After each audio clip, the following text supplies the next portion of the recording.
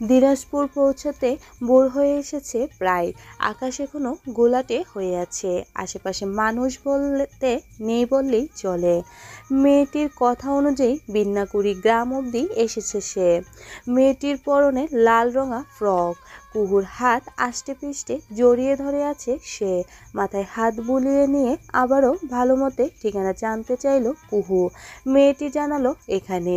রৌনক এখনো আসেনি। সারা রাত হাজারখানেক হবে কল করেছে লোকটা। কুহুর ভীষণ খারাপ লেগেছে রৌনককে দুশ্চিন্তা দেওয়ার জন্য। তার মাঝেও অন্যরকম এক ভালো লাগা ছুঁয়ে দিয়েছে। রৌনক ভাই কি তাকে সত্যিই ভালোবাসে? ভাবতেই শির দ্বারা বেয়ে শীতল সুদ নেমে গেল। মেয়েটিকে নিয়ে পায়ে হেঁটে বলল কুহু। কিছু দূর এগোতেই এক বৃদ্ধ বয়সী পুরুষকে দেখে দাদা বলে চেঁচিয়ে উঠল মেয়েটি। কুহুর ধ্যান ভাঙল। ততক্ষণে বৃদ্ধ এগিয়ে এসে মেয়েটিকে জড়িয়ে নিল। লোকটির সন্দিহান দৃষ্টি কুহুর মাঝে নিবদ্ধ। ভাঙা স্বরে বলতে লাগলেন তিনি। আপিয়া দাদু কই চইলা গিয়েছিলে তুমি? কেউ তোমারে ধইরা নিয়ে গিয়েছিল? কুহু অপ্রস্তুত হলো। রাফিয়া তার দাদাকে ছেড়ে দিয়ে বলল, সবাই মিলে যখন শপিং করতে বের হয়েছিল তখন রাফিয়া বিচ্ছিন্ন হয়ে গিয়েছিল। আশেপাশে খুঁজেও আর পায়নি মা আর ফুপিদের। ভয়ে রাস্তায় বসে কাঁদছিল। কেউ তার দিকে তাকাচ্ছিল না। কুহুকে ইশারা দেখিয়ে বলল, এই আন্টি আমাকে নিয়ে এসেছে। বৃদ্ধ আজমল আলী স্বস্তির শ্বাস ফেললেন। তিনি ঢাকায় যাওয়ার জন্য রওনা হয়েছিলেন। পথিমধ্যে নাতনির দেখা পেয়ে যাবেন ভাবেননি। ইতিমধ্যে থানায় মিসিং ডায়েরি করা হয়েছে। বাড়িশুদ্ধ সবার অবস্থা বেগতিক। নিজ গৃহে যাওয়ার জন্য কুহুকে অনুনয় করলেন আজমল আলী। বারংবার কৃতজ্ঞতা প্রকাশ করলেন। রাফিয়াকে অবশেষে বাড়ি পর্যন্ত নিয়ে আসতে পেরেছে ভাবতেই ভালো লাগছে কুহুর। অগত্যা আজমল আলীর সঙ্গে চলল সে। রৌনক না আসা পর্যন্ত রাস্তায় দাঁড়িয়ে থাকা সম্ভব নয়। জায়গাটা একেবারেই গ্রামে। কিছু দূর হাঁটতে সরু পিচ ঢালা রাস্তার দেখা মিলল। রাস্তার দুধারে সারি সারি বাঁশ গাছ। মৃদু বাতাস বইছে। বাতাসে এক অদ্ভুত ভেজা ঘ্রাণ। খুবই ভালো লাগছে কুহুর। কিছু দূর দৃষ্টি থমকে গেল। জাঁকজমকপূর্ণ এক বাড়িতে প্রবেশ করলেন আজমল আলী। দেখে মনে হচ্ছে কারো বিয়ে, অথচ পুরো বাড়ি নিস্তব্ধ। মরিচ বাতিগুলো জ্বলছে। আশেপাশে দৃষ্টি বুলালো কুহু। বৃদ্ধ বেশ জোর গলায় রহিমা বলে ডাকলো কাউকে। মধ্যবয়সী একজন মহিলা বেরিয়ে আসলেন। রাফিয়াকে দেখে চিৎকার করে এগিয়ে এলেন। আজমল আলী সবই খুলে বললেন স্ত্রীকে। ঢাকায় মেয়েদের আর ছেলের বউকে খবরটা জানিয়ে দিতে বললেন। হাতে থাকা ফোনটা বেজে উঠল কুহুর। স্ক্রিনে রৌনকের নাম। রিসিভ করে কানে জড়ালো। রৌনক জানালো চলে এসেছে সে।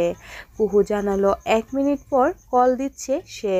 পরক্ষণে বৃদ্ধের কাছে এগিয়ে এসে বলল, আঙ্কেল, আমি চলে যাচ্ছি। আমার হাজবেন্ড নিয়ে যেতে এসেছে আমাকে। চলে যাবে মানে? আমার 2 মেয়ের বিয়ে কালকে।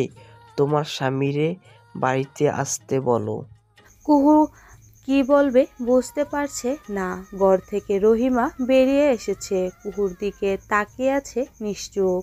বেশভূষা তো বলছে না সে বিবাহিত। রাফিয়া এগিয়ে এসে কুহুর হাত ধরে বায়না করতে লাগলো যেন বিয়ে পর্যন্ত থেকে যায়। কুহুকে তার ভীষণ ভালো লেগেছে। রহিমাও বেশ জোরাজুরি করলেন। আদৌ কুহুর স্বামী এসেছেন কিনা সেটা দেখবেন তিনি। সন্দেহ একটা রয়েই গেছে মনে। অগত্যা রৌনককে ফোন করে ঠিকানা বলে দিল কুহু। রহিমা ঘরে চলে গেল নাস্তা পানির ব্যবস্থা করতে। গ্রামের কিছু সংখ্যক মানুষ রাফিয়াকে দেখতে আসলো। ছোটখাটো একটা জটলা পাকিয়ে গেল। কুহু কয়েক কদম হেঁটে রাস্তায় দাঁড়িয়ে রৌনকের অপেক্ষা করতে লাগলো। কিছু সময়ের মধ্যে রৌনকের দেখা মিলল। হন্তদন্ত হয়ে ছুটে আসলো সে। উন্মাদের মতো লাগছে তাকে। চুলগুলো এলোমেলো হয়ে কপাল ছুঁয়ে আছে। চোখ দুটো স্পষ্ট বলছে বহুক্ষণ ধরে তন্দ্রার স্বাদ পায়নি। লালচে হয়ে আছে ভীষণ। কুহুর সম্মুখে এসে ঘন ঘন দম ফেলল রৌনক। পরক্ষণে ঝাপটে ধরল বুকের মাঝে। অপ্রস্তুত হয়ে গেল কুহু। শক্ত হয়ে দাঁড়িয়ে রইল শুধু। গ্রাম্য মহিলারা আশ্চর্য হয়ে তাকিয়ে আছে। কেউ কেউ কানাঘুষা শুরু করে দিয়েছে। ছেলেটার মাঝে বিন্দুমাত্র লাজ নেই। ফিসফিস করে বলল কুহু। আশেপাশে সবাই দেখছে। রৌনক শুনল না। চেপে ধরে রাখলো কুহুকে। যেন সহস্র বছর পর তাদের দেখা। বরাত স্বর নিয়ে বলল সে। এই একটা রাত আবার কিভাবে গিয়েছে কোনো ধারণা করতে পারবে তুমি? কিসের মধ্যে দিয়ে গিয়েছে আমি? এতটা বোকার মতো কাজ কেন করো তুমি? যখন হারিয়ে যাব তখন বুঝবে। শেষের কথাটুকু শুনতেই রৌনককে জড়িয়ে নিল কুহু। পাশে থাকা মহিলাগুলো চোখ কোটর থেকে বেরিয়ে আসছে রীতিমতো। আজমল আলী ঘরের ভেতরে চলে গেলেন। রহিমা তাকিয়ে আছে দূর থেকে। এমন বেহায়াপনা আগে দেখেনি সে। স্বামী স্ত্রীর মাঝে মোহাব্বত থাকা ভালো, সেটা বাইরের মানুষকে কেন দেখিয়ে বেড়াতে হবে। কুহুর চোখ জলে ভেসে উঠল। শরীর মৃদু কাঁপছে। সত্যি এই মুহূর্তে আশেপাশের কোনো তোয়াক্কা নেই। সুন্দর মুহূর্তে সব সময় আসে না জীবনে। আজকের দিনটা না আসলে রৌনক ভাইয়ের তীব্র ভালোবাসাটুকু তার চোখে পড়তো না। এই লোকটা হারিয়ে গেলে যে কুহুর অস্তিত্ব থাকবে না। রহিমা কিছুটা এগিয়ে এসে বলেই ফেলল। এই মাইয়া ঘরে যাও তো, দেখতেছ না আশেপাশে কত মানুষ? এত দূর জার্নি কইরা আসছো, ঘরে যাও, বিশ্রাম নাও। দ্রুত গতিতে সরে আসলো কুহু। রৌনক আশেপাশে খেয়াল হতে দেখলো সকলে উৎসুক দৃষ্টি তাদের মাঝে নিবদ্ধ। রহিমা বেগম হড়হড় করে রুমে চলে গেলেন। তাকে অনুসরণ করলো কুহু। ভীষণ লজ্জা আর অস্বস্তি তাকে ঘিরে ধরেছে। রৌনক কোনো কিছুর পরোয়া করলো না। কুহুর পিছু নিল। তার মনের অবস্থা তো আর লোকে জেনে বসে নেই। বেশ পরিপাটি একখানা রুমে কুহুকে দেখিয়ে দিল এক মেয়ে। রুমে এসে স্বামীর সঙ্গে খানিকক্ষণ আগে ঘটে যাওয়া ঘটনা নিয়ে কথা আরম্ভ করলেন রহিমা বেগম। এমন নীলাজ ছেলে মেয়ে তিনি আগে দেখেননি। শহরে বড় হবে বলে কি আদব কায়দা নেই? স্ত্রীর কথা কানে তুললেন না আজমল আলী। এই অচেনা মেয়েটির সুবাদেই তো নাতনিকে ফিরে পেয়েছেন। এর বাইরে তার বিষয়ে না ভাবাই ভালো। স্ত্রীকে বললেন নতুন মেহমানদের যেন যত্ন আত্মীর কোনো রকম কমতি না হয়। স্বামীর কথায় সহমত পোষণ করল রহিমা। যত কিছুই হোক মেয়েটা কিন্তু বেশ বড় মনের পরিচয় দিয়েছে। আজমল আলী জানালেন ঢাকায় রাফিয়ার মায়ের অবস্থা ভালো নয়। জ্ঞান হারিয়েছিল সে। তার দুই মেয়ে সামলে নিয়েছে। তারা আপাতত দিনাজপুরে রওনা দিয়েছে। স্বামীর কথা শুনে আশ্বস্ত হলেন রহিমা। ছেলেকে কি জবাব দেবেন ভাবতেই বিপি হাই হয়ে গিয়েছিল। দক্ষিণে বড়সড় কাঠের জানালা। নির্মল বাতাস সুরসুর করে প্রবেশ করছে রুমে। বিশালী বাড়িটা রাজপ্রাসাদ থেকে কোনো অংশে কম মনে হচ্ছে না কুহুর। শহরে সচরাচর এমন ধাঁচের বাড়ি দেখা যায় না। পাশেই দাঁড়িয়ে আছে ছোট্ট রাফিয়া। টুকিটাকি কথা বলছে কুহুর সঙ্গে। রৌনক হাত বাজ করে দাঁড়িয়ে দেখছিল কুহুকে। এই মেয়ের জন্য আজ কোথা থেকে কোথাও অবধি চলে এলো। নির্লজ্জের তকমাও পেল। অথচ মহারানীর কি কোনো চিন্তা আছে এই বিষয়ে? হিয়নের মন মস্তিষ্কের উপর দিয়ে কি বয়ে গেছে সেটা কি আন্দাজ করেছে? উল্টো নিজের মতো আনন্দে আছে। জানালা দিয়ে উকি দিলেই শান বাঁধানো পুকুর ঘাট দেখা যায়। রাফিয়া টেনে টুনে কুহুকে নিয়ে সেদিকে চলে গেল। বোকার মতো দাঁড়িয়ে রইল রৌনক। কুহু বেরিয়ে যেতেই সেই কিশোরী মেয়েটা উপস্থিত হলো শরবত নিয়ে। চোখে মুখে লাজুক ভাব, ঠোঁটে ঈষৎ হাসি, আর চোখে তাকিয়ে শরবতের গ্লাস হাতে নিল রৌনক। মেয়েটা কয়েক সেকেন্ড দাঁড়িয়ে থেকে বলল, আপনারা কি কোনো মুভিতে অভিনয় করেন? দুইজনের যখন জড়ায় ধইরা কি যে চমৎকার লাগতেছিল। শরবত খেতে গিয়ে বিষম খেলো রৌনক। পাশেই সোফায় বসে নিজেকে ধাতস্থ করার চেষ্টা করলো। মেয়েটা ভয়ে ততক্ষণে চলে গেল। কিছুক্ষণের মাঝে উপস্থিত হলো রহিমা। শান্ত হয়ে সোফায় গা এলিয়ে চোখ বুজেছে রৌনক। আপাদমস্তক দেখে নিয়ে প্রশ্ন ছুড়ল সে। এই পোলা, তোমার বউ কই? রহিমার শক্ত কথার চোখ মেলে তাকালো রৌনক। সোজা হয়ে বসলো। কুহুর কথা জিজ্ঞেস করতেই তার অভিমানটুকু আবারও মাথাচাড়া দিয়ে উঠল। কপালে ঈষৎ ভাঁজ ফেলে বলল, হবে হয়তো কোথাও এদিক সেদিক, আমি দেখিনি। দেখো নাই মানে? সবার সামনেই তো প্যারে মুতলাইয়া পড়তাছিল। এখন এমন দায়সারা উত্তর দিতেছ কেন? ওই মাইয়া আসলেই তোমার বউ তো? রৌনকের এবার বিরক্ত ধরে গেল। এ কথায় এসে পড়ল সে। এখানে আর এক মুহূর্ত থাকা যাবে না। চোখ মুখ শক্ত করে জবাব দিল সে। না, আমার বউ না।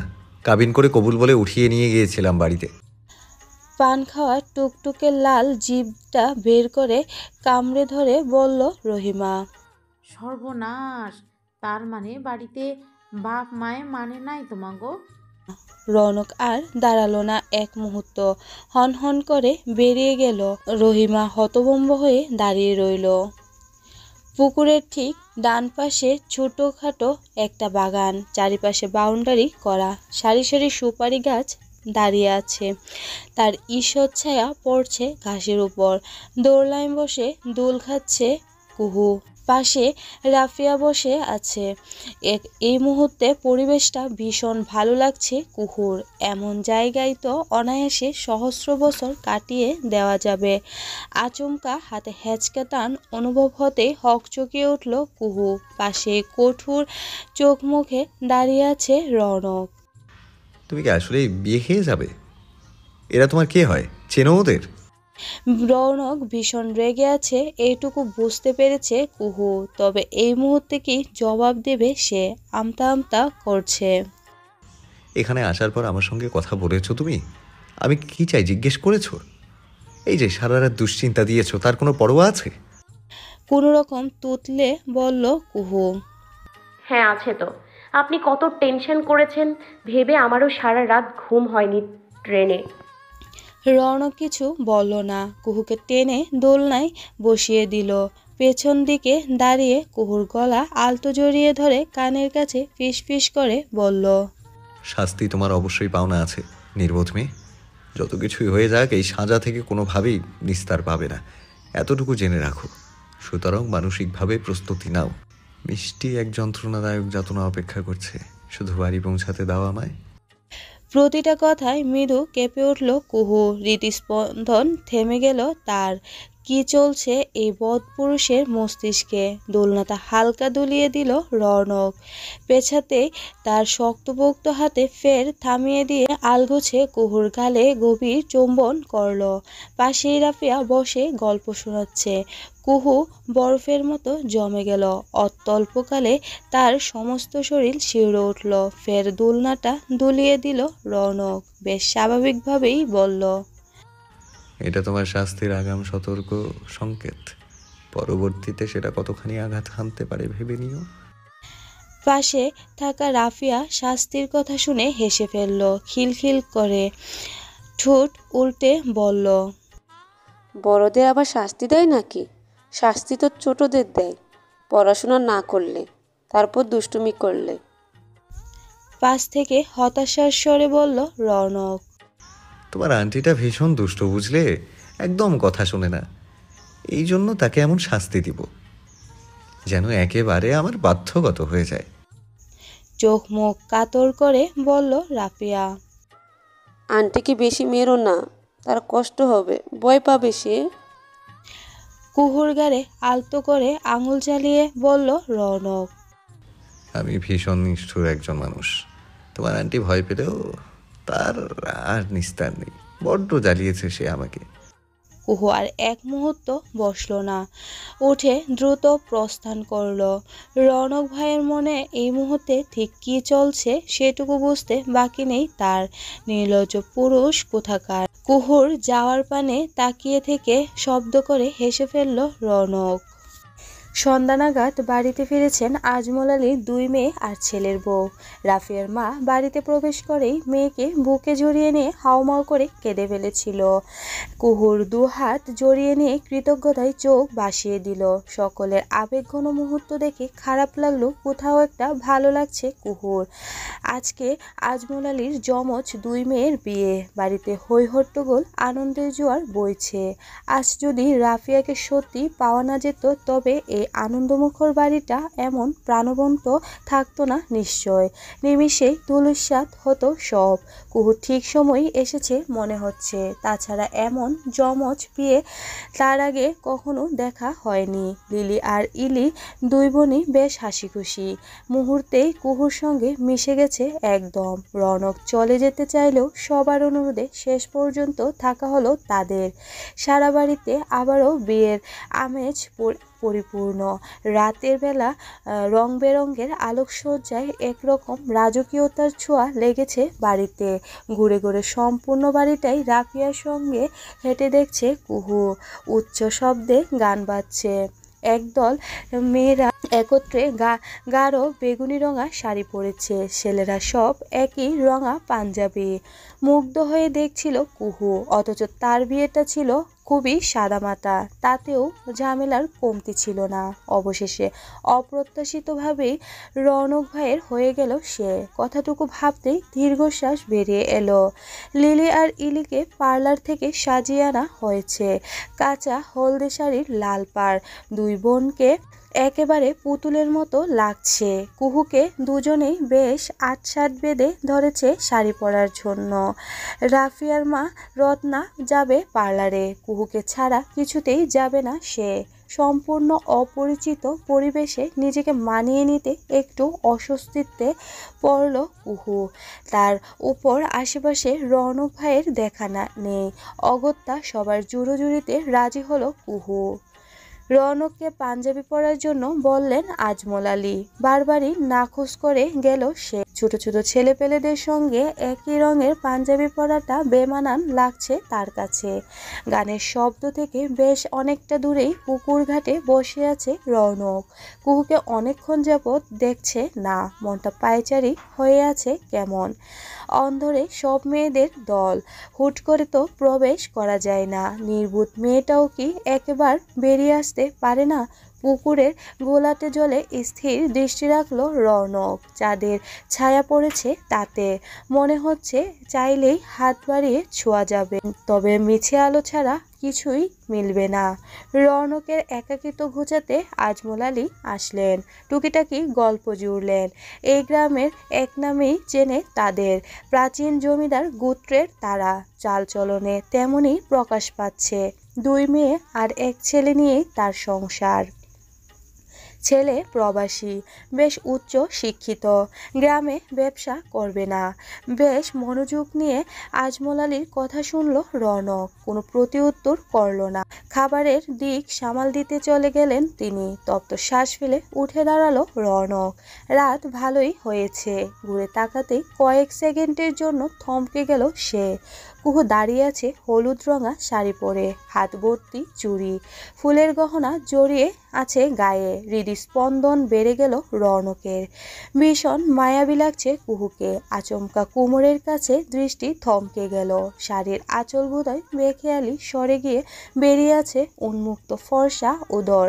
ধীর পায়ে এগিয়ে আসলো রৌনক। কুহুকে টেনে নিল নিজের কাছে। গভীর এক যেন আচ্ছন্ন করে রেখেছে তাকে। ফেল দৃষ্টি নিয়ে তাকিয়ে আছে কুহু। রৌনকের তপ্ত শ্বাস তার কপাল ছুঁয়ে দিচ্ছিল। অদ্ভুত এক ভালো লাগা ছুঁয়ে দিচ্ছে কুহুকে। প্রিয় কারোর জন্য সাজলে সে যদি মুগ্ধ নয়নে এভাবে দেখে তাহলে তো ভালো লাগবে। কুহুর উন্মুক্ত শক্ত হাতের স্পর্শ পেতেই ভয়ানক চমকে উঠল কুহু। সরে আসতে চাইলে খেয়াল করলো অপর হাতে আবদ্ধ সে। চারদিকটা ঘটা আলোয় সবকিছু সুস্পষ্ট। যদিও এদিকে কেউ নেই, তবুও ভীষণ লজ্জা পাচ্ছে কুহুর। রৌনকের ধুকপুকানি শুনতে পাচ্ছে। আলতো করে শাড়ি টেনে কুহুর পেটের অংশটা ঢেকে দিল রৌনক। গম্ভীর স্বরে বলল,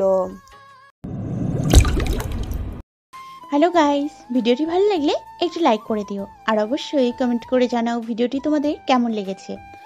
আর ভিডিওটির পরবর্তী পার্ট খুব তাড়াতাড়ি আসবে, তো যারা এখনও চ্যানেলটিকে সাবস্ক্রাইব করোনি প্লিজ পরবর্তী পার্টগুলো দেখার জন্য চ্যানেলটিকে সাবস্ক্রাইব করে পাশে থাকা বেল আইকনটি প্রেস করে দিও। ধন্যবাদ সবাইকে, আমাদের সাথেই থেকো।